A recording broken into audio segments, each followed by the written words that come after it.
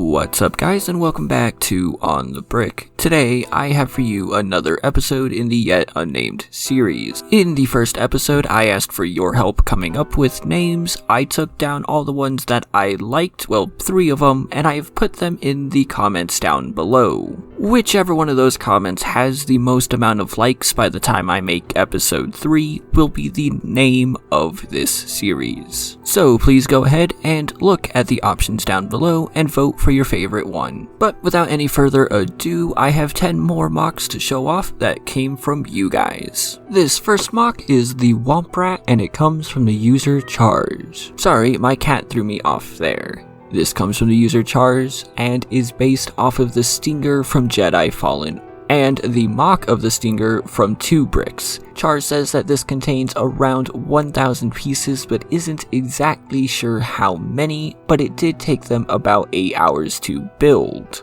They do have a YouTube channel, I'll link it in the description. I love that you can tell this was inspired by the Stinger even with the wings being able to move. I also love that there is a bit of an interior. And honestly, this is something a lot better than anything I could put together in 8 hours. Also, Fallen Order is a fantastic game that, while it certainly has its flaws, is definitely worth checking out if you haven't. Also, Chars, I don't know if you have an answer to this, but I would be interested to know why you named this the Womp Rat. Up next is the Droid anti-air gun that comes from a user simply known as Delta. They built this mock in a single afternoon, and it consists of only 144 pieces including the battle droid. And what's really impressive about this is that according to Delta, this is the first ever mock they've ever designed and the first time they've ever used Studio. I would have never known that if you hadn't have said. This is a really well designed mock, and Delta said that once they figure out how to make instructions, they will for this set.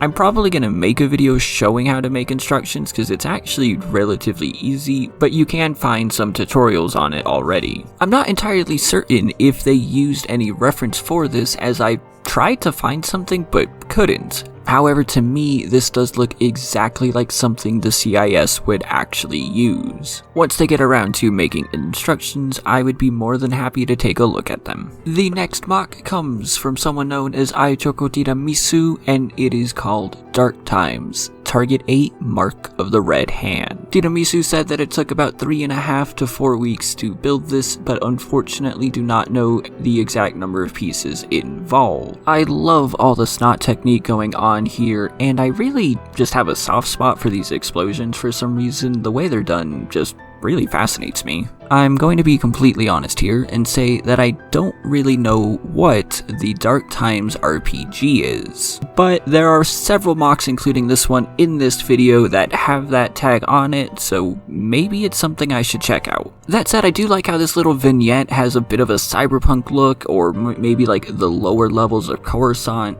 And obviously Tiramisu even went that little extra step in one of the pictures and added some After Effects into it, which really just makes it work for me. It doesn't need those effects, but it's awesome that he did that. The fourth mock today comes from one of my Discord mods, JetBrick Studios, and is another one that has that Dark Times RPG stamp. This mock is called Order 66 on Ord Antalaha. I think I said that right. It took about 1 month and 1 week to build, and there is an unknown piece count. And this is another very well made vignette here. Again, I love the use of the snot technique, especially to get like the arrows and lines in the ground. You can also see that Jet even changed some of the coloring to discolor it a little bit like mud, and my personal favorite detail is the water pipe on the end spilling out water. Like I said in the last video, I love vignettes like this where you can put your figures on display, and I think this does a really good job at that. You can switch out these figures for any other and it would still work just fine. Up next is a multi-part mock from KF.Bricks. Of course, it was our turn to do the dirty work again. Us mud jumpers were given Objective X. As we had taken over the comms tower, one of our men went silent. As I look over, a dagger is buried into my brother's head. We were yet again being ambushed. You never know when these pesky Trandoshians are going to come around a corner, always using guerrilla warfare tactics. As if Trandoshians weren't enough to handle, they brought a dwarf spider droid. we were outnumbered. One by one, we were being picked off like ants. We lost many brothers that day. Is this war even worth it anymore? Or are we just dispensable? KF Bricks included that lovely little story to go along with this, but unfortunately did not include any piece count or other information. However, the link to their Instagram will be included down below. And honestly, the story obviously works with all the pictures. He went into this with that story in mind, and it works very well. The rock work here is great. The tree is really good, actually. And I also love the use of the OG clone troopers. Next up is a mock from another longtime Discord user, Quat Brickyards, and this is just a simple BARC. It's a mod of the 501st BARC speeder, and I think this is done very well here. Obviously, with this being a smaller vehicle, there's not too much to talk about, but since I've designed one of these myself, I do know some of the more challenging areas of this build, particularly the very front and some of the parts in the back, and I think Quat did a great job handling those. He did not post any social information, but you can find him hanging around on my Discord pretty much every single day.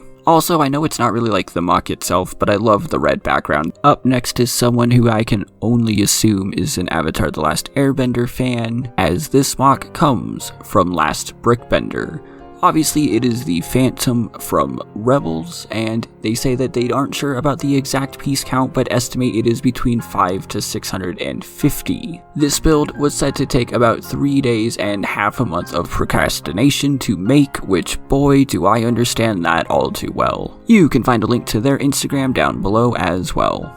Even though they didn't say it, just by the size of this thing, I assume it is a minifig scale Phantom. There are a lot of awesome and impressive techniques used here, which leaves the Phantom looking extremely smooth, and that is something that I personally really like. I know, weirdly enough, this is actually a point of contention in the LEGO community. A lot of people prefer to see the studs, a lot of people don't. Either is fine. I also love that there is actually an interior. It's not all just structure inside. You can fit the crew of the Ghost in there. I don't know if you own Brick Vault's Ghost, but if you do, I would be curious to see how this hooks up to it. Also, it's functional. The wings do fold down and out, as you've probably already seen, and I always just love stuff like that. Up next is a fun little diorama mock from A-Wing Bricks. This is called 501st Last Stand on Tatooine. Now, obviously this does include other builds like the official AAT, and it's roughly around 700 to 800 pieces. And as you can probably tell, he does have custom figures in there as well. Not all mocks are individual ships or landscapes. Something like this works as well. After all, even people like Solid Brick Studios or Rich Boy J had to start somewhere. And even though some might say this looks simple, there is actually a lot of detail that goes in here. He didn't just slap bricks together or anything like that. He wanted this to look like a war-ravaged area. Also, does this mean that you have 4 Ahsokas lying around? Now you've made me really curious.